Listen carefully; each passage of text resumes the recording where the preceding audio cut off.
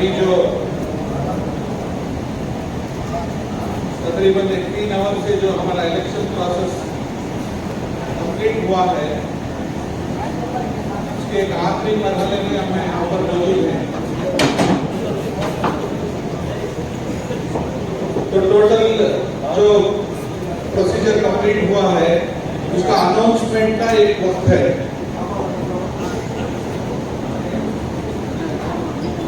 मुझे यहाँ पर रिटर्निंग ऑफिसर की जिम्मेदारी दी गई थी, तो पूरा प्रोसीजर मुकम्मल कर मैं आपकी नई डिस्ट्रिक्ट काउंसिल के जो ऑफिस बेयरर्स हैं, ये ऑफिस बेयरर्स को अनाउंस करने के लिए हमारे स्टेट के प्रेसिडेंट जनाब अब्दुल मजीद साहब को मैं दावत देता हूँ कि इस टर्म के मैसूर के डिस्ट्रिक्ट के 3 साल के टर्म के ऑफिस बेयरर्स को अनाउंस करें।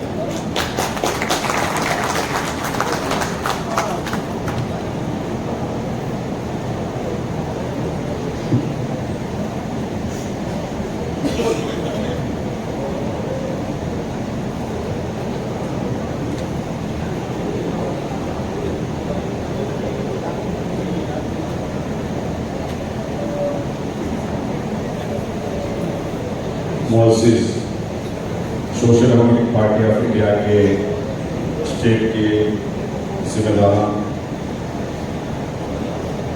और social democratic party of India Mysore district representative council के तमाम लीडर्स, आज सुबह से बहुत अहम हमारा एक DRC चलकर है। इसमें हमारा रिपोर्ट का प्रेजेंटेशन हुआ, डिस्कशन हुआ और नए डिस्ट्रिक्ट कमेटी को अनाउंस किया गया। उसके बाद हमारे रिटर्निंग ऑफिसर जाहिद पाशा साहब, वैसे ही हमारे स्टेट जनरल सेक्रेटरी मजीद तुर्बे साहब, स्टेट के सेक्रेटरी अफसर भाई और हकरम मौलाना, स्टेट ट्रेजरर अमजद खान, हमारे अब्दुल लतीफ़ साहब सब उधर मौजूद थे। एक बेहतरीन तरीके से गुफ्तगू होकर एक नया जो ऑफिस बेयरर का एक इलेक्शन हुआ है, तो आपके सामने मैं उसको प्रेजेंट करने जा रहा हूँ। तो ये मौके पर जो लास्ट टर्म का जो कमेटी 3 साल जो जिम्मेदारी संभाला, अल्हम्दुलिल्लाह बेहतरीन तरीके से वो लोग संभाले हैं और अच्छा एक टीम वर्क था। जो भी टास्क दिया गया वो अच्छे तरीके से आप सब मिलके निभाए। तो स्पेशली मैं बोलना चाहता हूँ, हमारा मैसूर में जो नेशनल वर्किंग मीटिंग चला उसका भी जो मेज़बानी आप लोग करें।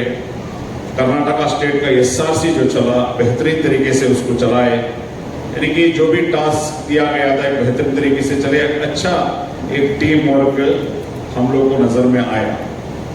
तो इसमें क्या है, आपको जैसा कि मालूम है, इधर DWC को इलेक्शन के लिए एक 50 नाम आया है। जब प्रेसिडेंट का इलेक्शंस को 10-12 नाम आया, जनरल सेक्रेटरी को 16 नाम आया था सर्वे के टाइम में, GSO को 20 नाम आया था। मैसूर सर्वे 20 नाम जो नॉमिनेशन में आया था।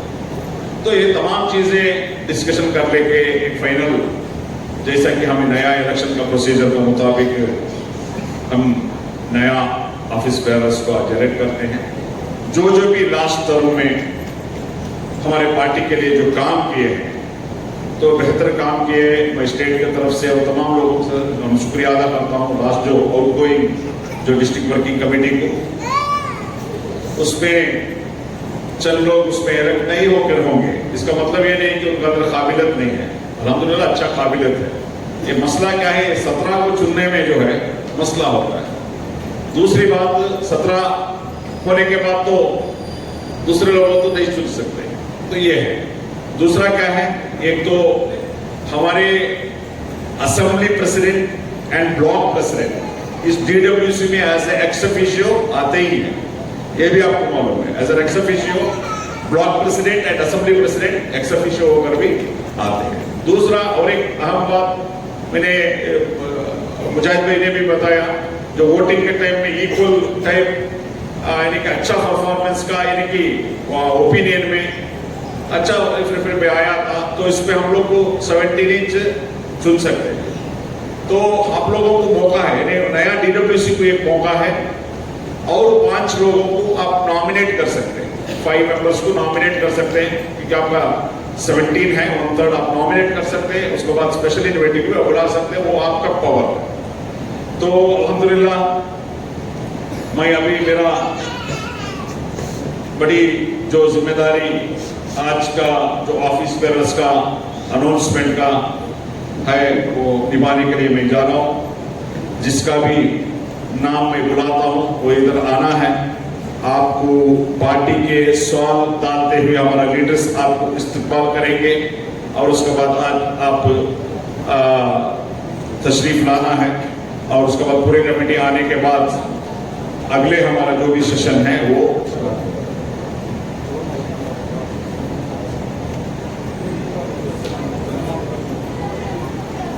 2024-27 ಅವಧಿಗೆ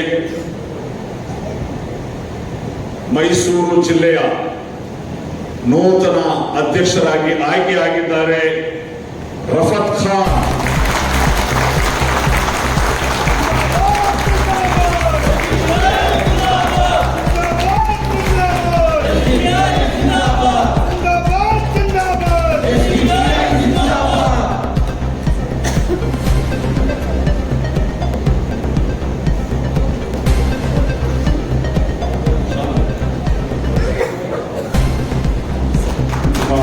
ರಾಜ್ಯ ಉಪಾಧ್ಯಕ್ಷರಾದ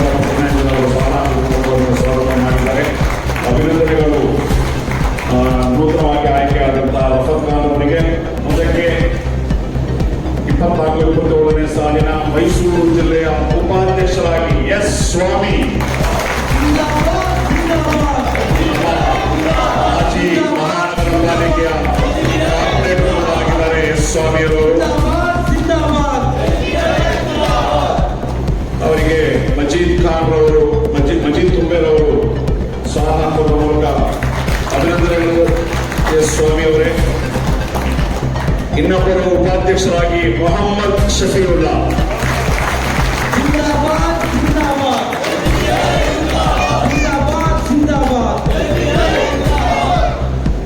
ಮೊಹಮ್ಮದ್ ಶಫೀವುಲ್ಲಾ ಅವರು ಕಳೆದ ಬಾರಿ ಪ್ರಧಾನ ಕಾರ್ಯದರ್ಶಿ ಆಗಿದ್ದರು. ಅವರಿಗೆ ನಮ್ಮ ರಾಜ್ಯ ಕಾರ್ಯದರ್ಶಿ ಅಕ್ರಮ್ ಮೌಲಾನರವರು ಸ್ವಾಗತ ಹಾಕುವ ಮೂಲಕ ಅಭಿನಂದನೆಗಳು ಮೊಹಮ್ಮದ್ ಶಫೀವುಲ್ಲಾ ಅವರೇ. ಅವರಿಗೆ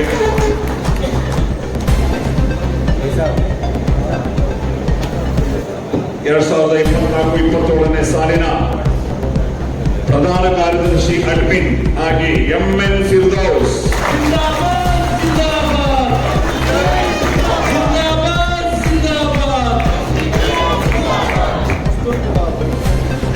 ಅಭಿನಂದನೆಗಳು ಎಂಎನ್ ಫಿರ್ದೌಸ್ ಅವರಿಗೆ. ಅವರಿಗೆ ನಮ್ಮ ಮುಜಾಹಿದ್ ಪಾಷಾ ಅವರು ಸ್ವಾಗತ ಹಾಕುವ ಮೂಲಕ ಸ್ವಾಗತ ಮಾಡ್ತಾರೆ. ಅಭಿನಂದನೆಗಳು ಫಿರ್ದೌಸ್ ಅವರು. 24-27ನೇ ಸಾಲಿನ ಜಿಎಸ್ಒ ಜನರಲ್ ಸೆಕ್ರೆಟರಿ ಆರ್ಗನೈಸಿಂಗ್ ಆಗಿ ಸೈಯದ್ ಅಜೀಂ.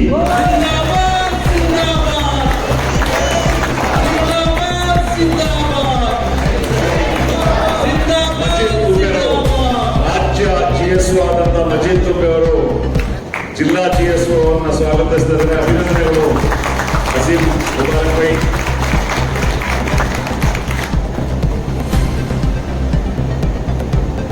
24-27ನೇ ಸಾಲಿನ ಎಸ್ಡಿಪಿ ಮೈಸೂರು ಜಿಲ್ಲಾ ಕಾರ್ಯದರ್ಶಿಗಳಾಗಿ ಆಯಿಷಾ ಸುಲ್ತಾನ.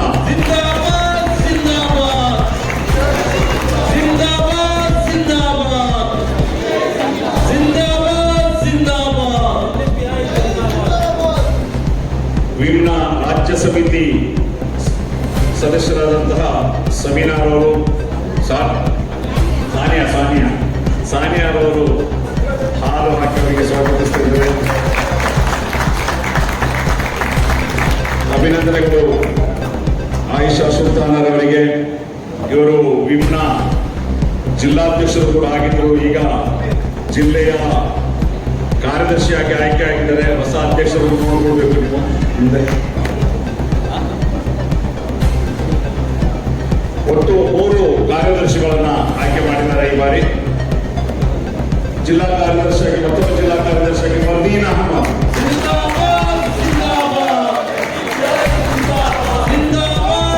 ಫರ್ದೀನ್ ಅಹಮದ್ ಅವರಿಗೆ ರಾಜ್ಯ ಕೋಶಾಧಿಕಾರಿ ಅಮ್ಜದ್ ಖಾನ್ ಅವರು ಸವಾಲು ಹಾಕಿ ಅವರನ್ನ ಸ್ವಾಗತಿಸಿದ್ದಾರೆ. ಅಭಿನಂದನೆಗಳು Fardeen Bhai.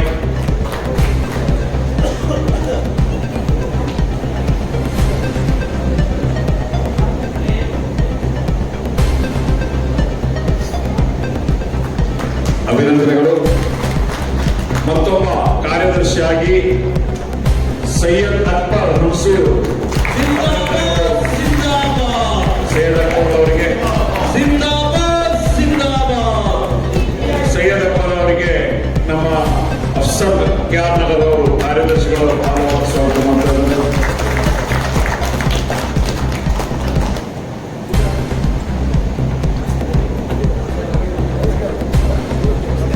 Last but not least ನಮ್ಮ ಜಿಲ್ಲಾ ಕೋಶಾಧಿಕಾರಿ ಡಿಸ್ಟ್ರಿಕ್ಟ್ ಟ್ರೆಸರರ್ ಆಗಿ ಮನ್ಸೂರ್ ಖಾನ್ ಬೇಟರ್,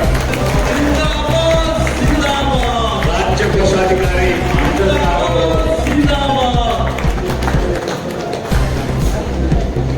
ಜಿಲ್ಲಾ ಕೋಶಾಧಿಕಾರಿಯವರಿಗೆ ಸವಾಲು ಹಾಕಿ ಸ್ವಾಗತ ಮಾಡ್ತಾ ಇದ್ದಾರೆ.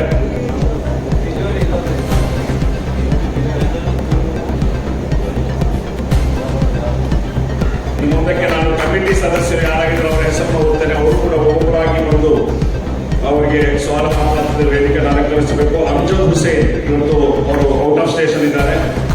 ಸಬೀನಾ ಬಾನು,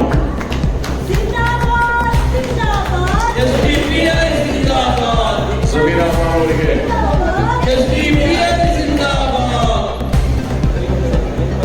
ಜರೀನಾ ಫೈರೋಜ್, ಜರೀನ್ ಫೈರೋಜ್ ಅವರು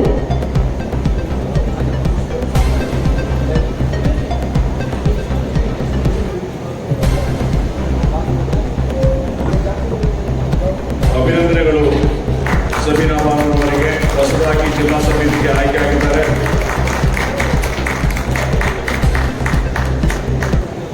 ಮುಂದೆ ನಮ್ಮ ಜಿಲ್ಲಾ ಕವಿ ಸಮಿತಿಗೆ ಜೆ ಮಹದೇವ ಹೊಸೂರ್ ಅವರು ಆಯ್ಕೆ ಆಗಿದ್ದಾರೆ. ಇವತ್ತು ಅವರು ಹಾಜರಾತಿ ಆಗಿಲ್ಲ. ನೆಕ್ಸ್ಟ್ ಹೆಸರು ಜಿಲ್ಲಾ ಸಮಿತಿಗೆ ಆಯ್ಕೆ ಆದರು ಮನ್ಸೂರ್ ಅಹಮದ್ ಖಾನ್ ಮೆಡಿಕಲ್.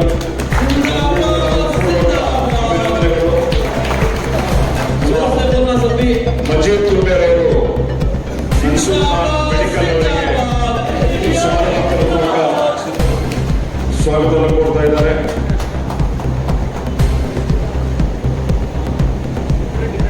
ಮತ್ತೊಬ್ಬ ಕಮಿಟಿ ನೋಡಲು ಮೌಲಾನಾ ನೂರುದ್ದೀನ್ ಫಾರೂಕಿ ಅವರ ಸಹೋದರಿಯ ನಿಕಾಹಿ ಮೌಲಾನಾ ಅವರು ಪರ್ಮಿಷನ್ ತಗೊಂಡು ಹೋಗಿದ್ದಾರೆ. ಮುಂದೆ ಇನ್ನೊಬ್ಬ ಜಿಲ್ಲಾ ಸಮಿತಿ ಸದಸ್ಯ ಸುಹೇಲ್ ಆತಿಫ್. ಅಭಿನಂದನೆಗಳು.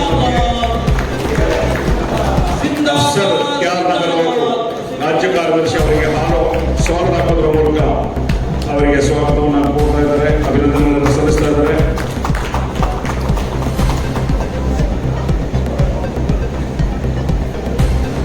ಜಿಲ್ಲಾ ಸಮಿತಿ ಸದಸ್ಯರಾಗಿ ಆಯ್ಕೆಯಾಗುವಂತಹ ತಬ್ರೇಜ್ ಸೇಠ್ ಅವರಿಗೂ ಕೂಡ ಅಭಿನಂದನೆಗಳು.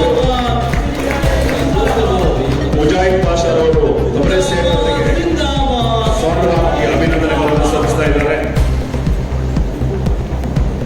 ಜಿಲ್ಲಾ ಸಮಿತಿಗೆ ಆಯ್ಕೆಯಾದ ಮತ್ತೊಬ್ಬ ನಾಯಕನ ಹೆಸರು ಮೊಹಮ್ಮದ್ ವಸೀಂ. ಅಭಿನಂದನೆಗಳು ಮೊಹಮ್ಮದ್ ವಸೀಂ.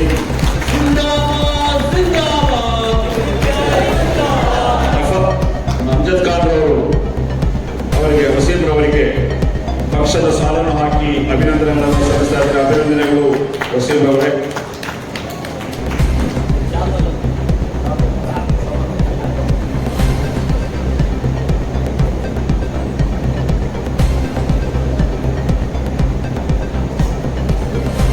ಎಲ್ಲರಿಗೂ ಮತ್ತೊಮ್ಮೆ ಅಭಿನಂದನೆಗಳನ್ನು ಸಲ್ಲಿಸ್ತಾ ನಾವು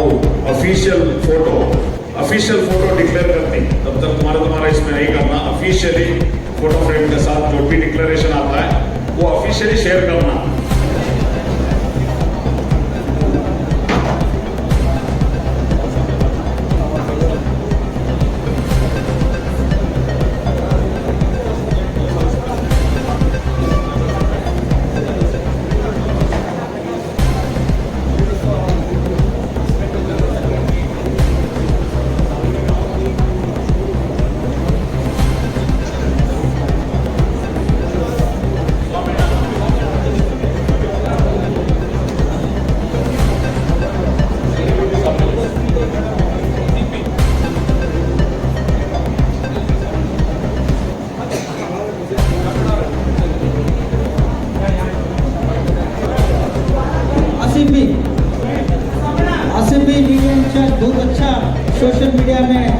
वायरल कर बहुत अच्छी पब्लिसिटी करी DRC 2 की।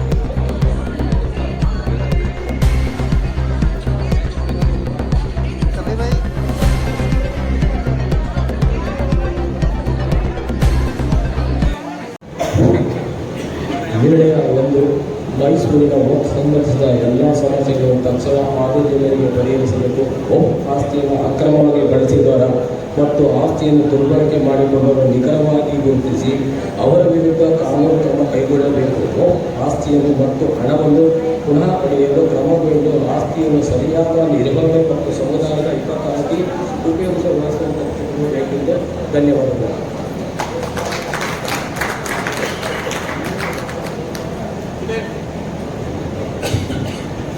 ನಿರ್ಣಯ 2 ಮೈಸೂರು ಜಿಲ್ಲೆಯ ಜನಸಂಖ್ಯೆ ಮತ್ತು ಬೆಳವಣಿಗೆಗೆ ಅವಶ್ಯಕತೆಗಳನ್ನು ಗಮನದಲ್ಲಿಟ್ಟುಕೊಂಡು ಎಲ್ಲ ಭಾಗಗಳಲ್ಲಿ ಪ್ರಾಥಮಿಕದಿಂದ ಉನ್ನತ ಮಟ್ಟದ ಸೂಕ್ತ ಮತ್ತು ಸುಧಾರಿತ ಶಾಲಾ ಕಾಲೇಜುಗಳನ್ನು ಸ್ಥಾಪಿಸಬೇಕು. ಶಿಕ್ಷಣದ ಕ್ಷೇತ್ರದ ಗುಣಾತ್ಮಕ ಸುಧಾರಣೆಗೆ ಆದ್ಯತೆ ನೀಡಿ ಇಂದಿನ ಮತ್ತು ಭವಿಷ್ಯದ ಅಗತ್ಯಗಳಿಗೆ ತಕ್ಕಂತೆ ಮೂಲ ಸೌಕರ್ಯವನ್ನು ಅಭಿವೃದ್ಧಿಪಡಿಸಬೇಕು.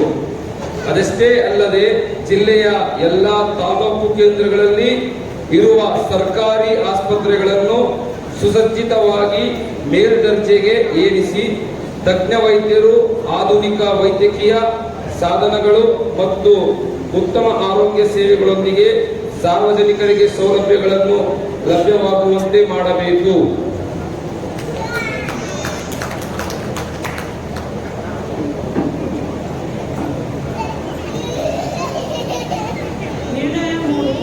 ಮೈಸೂರಿನಲ್ಲಿ ಅತಿಯಾದ ನೀರಿನ ಬಿಲ್ ಸಮಸ್ಯೆಯನ್ನು ತಕ್ಷಣದ ಆದ್ಯತೆಯಾಗಿ ಪರಿಹರಿಸಬೇಕು. ನೀರಿನ ಬಿಲ್ಲಿಂಗ್ ಪ್ರಕ್ರಿಯೆಯಲ್ಲಿ ಪಾರದರ್ಶಕತೆ ಮತ್ತು ನ್ಯಾಯಸಮ್ಮತತೆಯನ್ನು ಖಚಿತಪಡಿಸಲು ಸೂಕ್ತ ನಿಯಂತ್ರಣ ಕ್ರಮಗಳನ್ನು ಕೈಗೊಳ್ಳಬೇಕು. ಜನಸಾಮಾನ್ಯರ ಮೇಲೆ ಬಿದ್ದಿರುವ ಆರ್ಥಿಕ ಬೋಧನೆಯನ್ನು ತಗ್ಗಿಸಲು ಅತಿಯಾದ ಬಿಲ್ಲಿಂಗ್ ಸಮಸ್ಯೆಯನ್ನು ವಿಶ್ಲೇಷಿಸಿ ದೋಷಪೂರಿತ ವ್ಯವಸ್ಥೆಗಳನ್ನು ತಿದ್ದುಪಡಿ ಮಾಡಬೇಕು. ಜೊತೆಗೆ ನೀರಿನ ಬಳಕೆ ಮತ್ತು ಬಿಲ್ಲಿಂಗ್ ಕುರಿತು ಜನರಲ್ಲಿ ಜಾಗೃತಿ ಮೂಡಿಸುವ ಕಾರ್ಯಗಳನ್ನು ನಡೆಸಿ ಸಮರ್ಥ ನೀರಿನ ನಿರ್ವಹಣೆಗೆ ಪ್ರೋತ್ಸಾಹ ನೀಡಬೇಕು.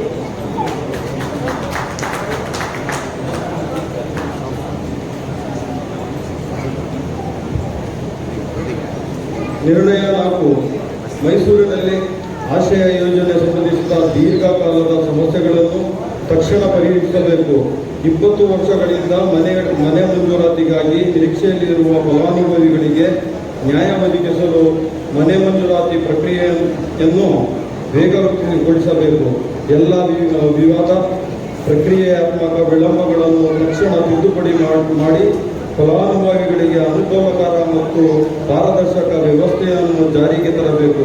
ಯೋಜನೆಯ ಅಡಿಯಲ್ಲಿ ಮನೆಗಳನ್ನು ನಿರ್ಮಿಸಲು ಅಗತ್ಯವಾದ ಸಂಪತ್ತಿನ ಸಮರ್ಪಕ ವಿತರಣೆಯನ್ನು ಖಚಿತಪಡಿಸಬೇಕು ಮತ್ತು ಫಲಾನುಭವಿಗಳಿಗೆ ತಕ್ಷಣ ಮನೆ ಹಕ್ಕು ನೀಡುವ ಮೂಲಕ ಅವರ ಜೀವನ ಮಟ್ಟವನ್ನು ಸುಧಾರಿಸಬೇಕು. ಇಂದಿನ 2025 ಹಾಗೂ 27ರ ಅವಧಿಯ ಡಿಆರ್ಸಿ ಸಭೆಯಲ್ಲಿ ಈ ನಿರ್ಣಯವನ್ನು ತೆಗೆದುಕೊಳ್ಳಲಾಗಿದೆ.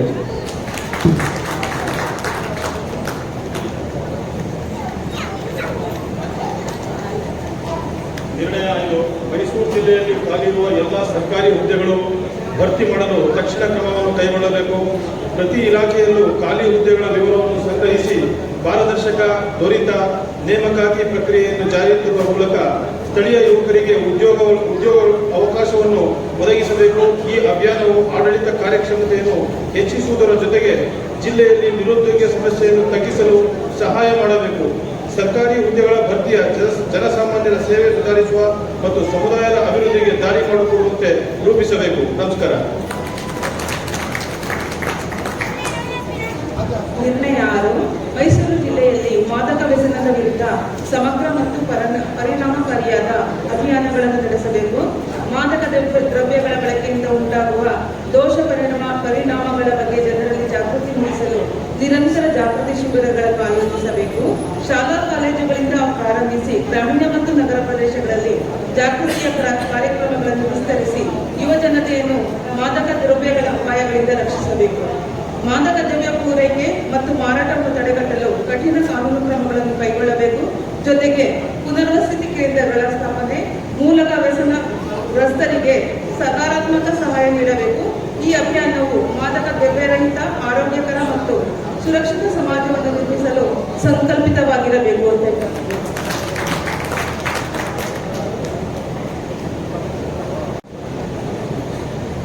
स्टेट वाइस प्रेसिडेंट देनूर पुटनैया साहब को मैं दावत देता हूं कि स्टेज के पास आकर 1-2 मिनट बात करें. STPI social democratic party of ಇಂಡಿಯಾದಿಂದ ಮೈಸೂರು ಜಿಲ್ಲೆಗೆ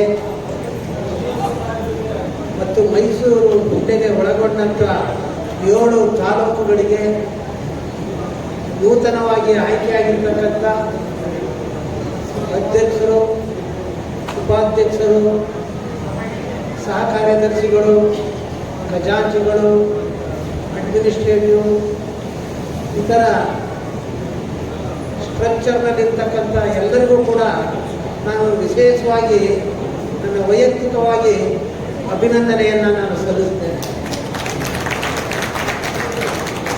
वाइस प्रेसिडेंट साहब पुटनैया साहब का अभी मैं न्यूली इलेक्टेड प्रेसिडेंट जनाब रफतुल्लाह खान साहब को दावत देता हूं कि आके कंक्लूजन करें.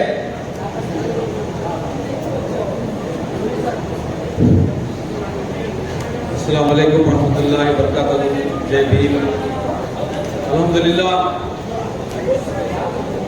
आप सबने मिलकर मुझे इस अजीम शान मकसद के लिए, इस नूरानी मकसद के लिए फिर 3 साल के लिए एक मौका दिया है.